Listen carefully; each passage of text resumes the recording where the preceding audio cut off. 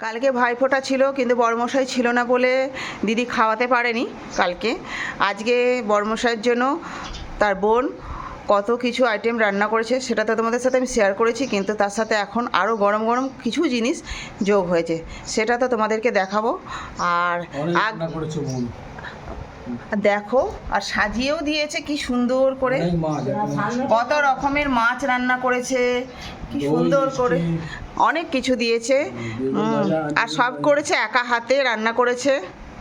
বলো, পালং শাক, বেগুন ভাজা, অনেক কিছু। চিংড়ি মাছ ভালোবাসে বলে আবার চিংড়ি মাছ করেছে।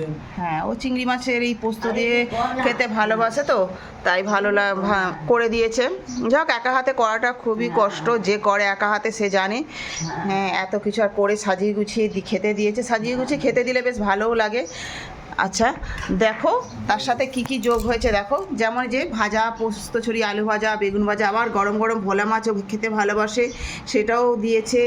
আমি তো বলেছি ডাল, পালং শাক, এইখানে দেখো ফুলকপি, চিংড়ি, এটা চিংড়ি মাছের পোস্ত, ভোলা মাছ, কাটাপোনা মাছ, এখানে চাটনি, দই, পাঁপড়, মিষ্টি, আর সঙ্গে তো জল থাকবেই।